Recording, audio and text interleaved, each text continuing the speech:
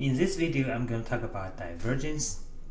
So divergence is the second property related to the vector field. So I talk about a gradient, which is about how to derive the max increase of the direction of the scalar field. Okay, the divergence actually talks about the property directly associated with a vector field.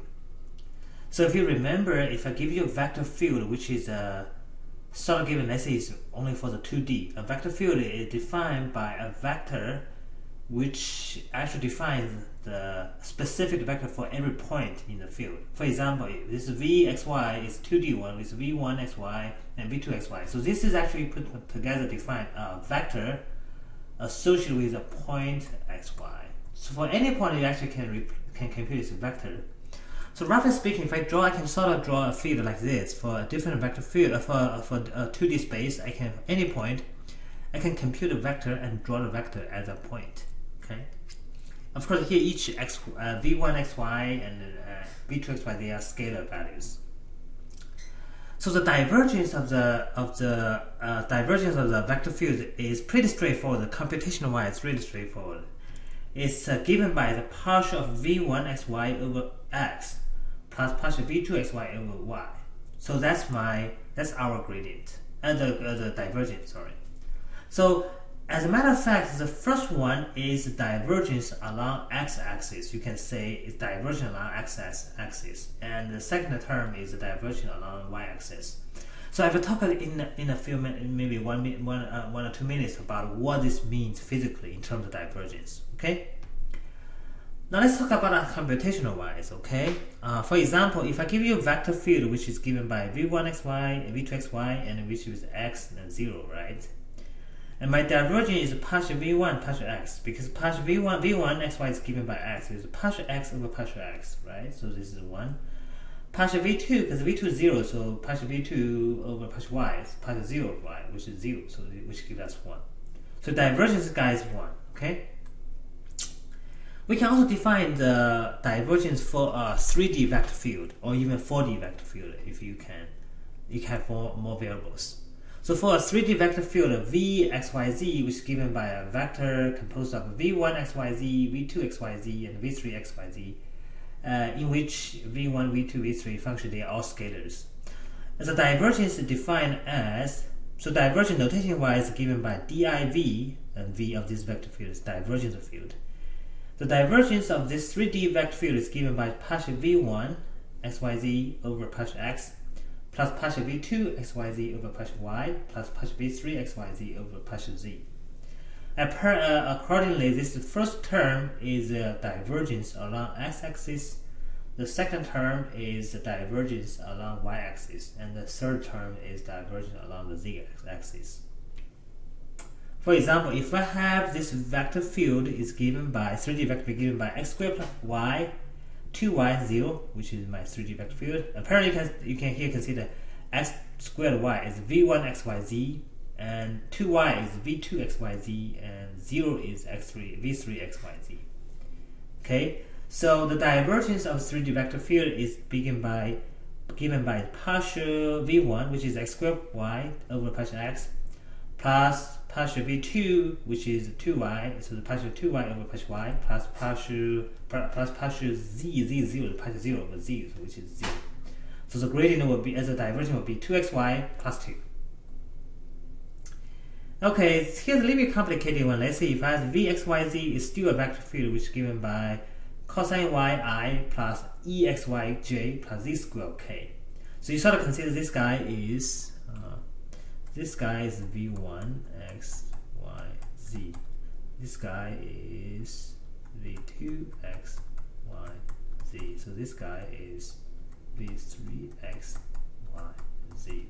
Okay, so now you have sort of 3 functions. So then you can compute the divergence of this 3D vector field is given by partial cosine y over partial x plus partial exy 2xy over partial y plus partial z squared over partial z.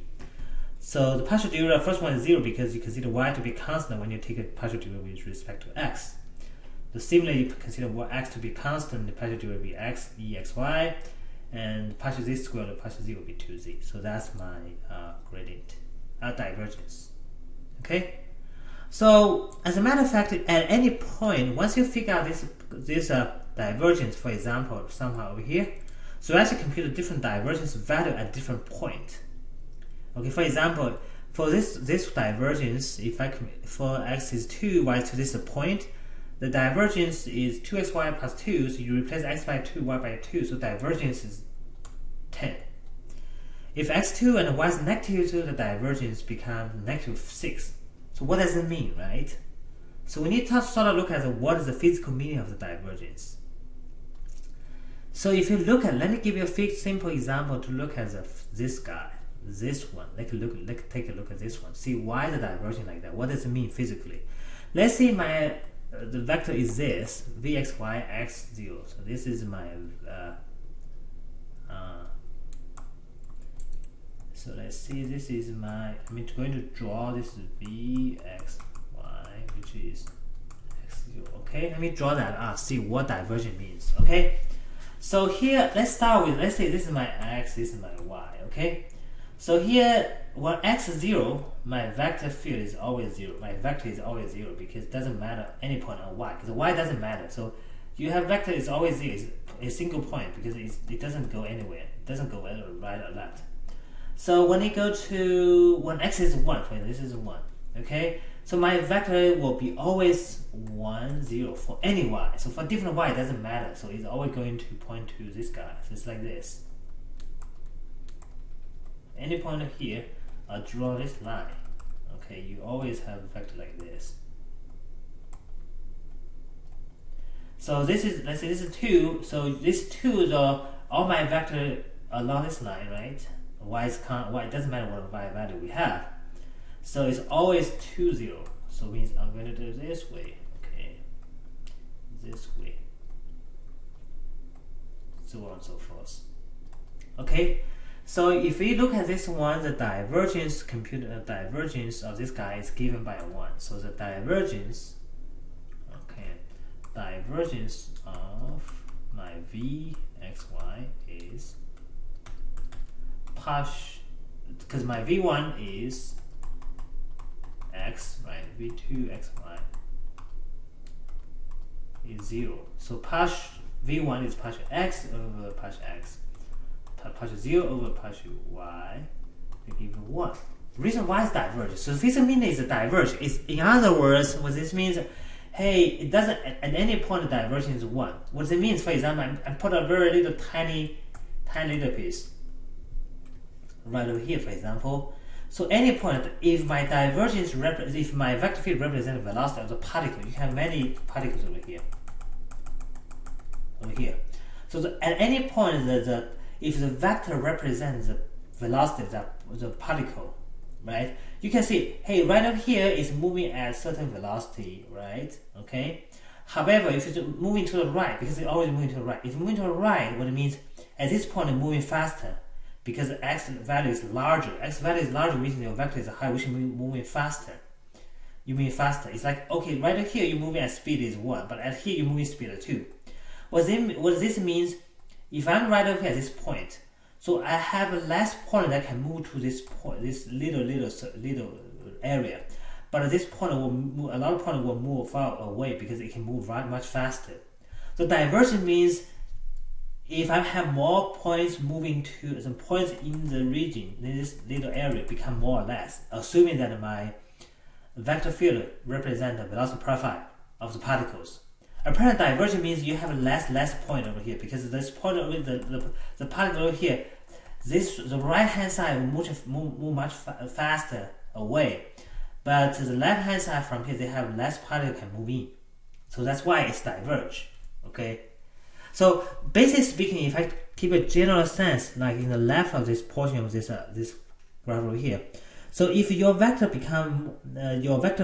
at different point become moves faster, larger and larger, you basically means it's positive divergence. It means it become more and more diverge, which means the point become move really more and more faster away from this region. So it diverge, right? It means diverge, which is the point will diverge, which means it becomes sparse and sparse.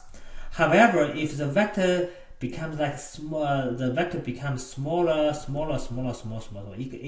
means it's going to converge to this point, which means it's converge.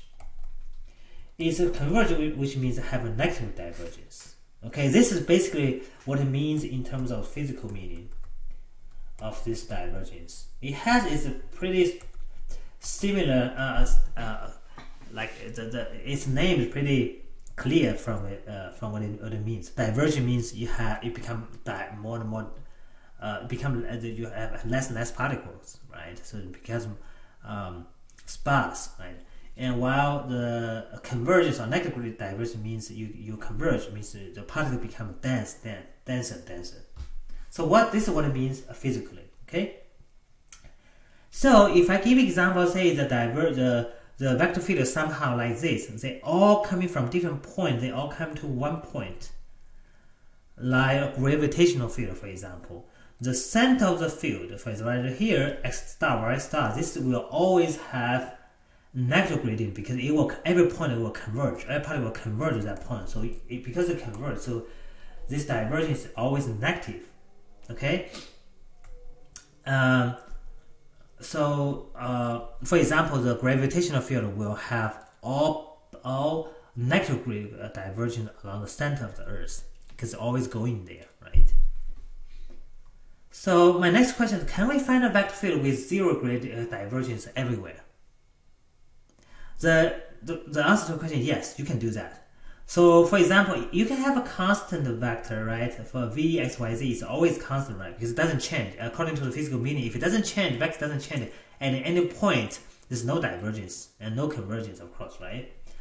You can also have a little bit general case. For example, hey, I have my v, x, y, z, and this is x next to y, z.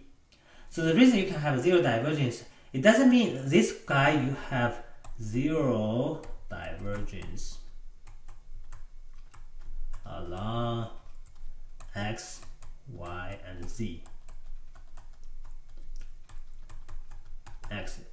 You all along each of the axes you have zero divergence, right? So, but even if you don't have zero divergence along any of the x, y, z axes, you can still have a zero divergence everywhere. So because the divergence along x, y, z axis, they can cancel out, basically what it means, okay? For example, given the x next to y, z, this is my vector field. So divergence with partial x, partial the first one is v1 xy over partial x, this gives you 1. And the second one is a negative partial negative 2y over partial y, plus the last one with partial z over z. So we have 1 plus negative 2 plus 1, which is 0. Which means I have x along axis you do have a divergence, polar divergence. Well, the second one, partial negative 2y, this one is convergence.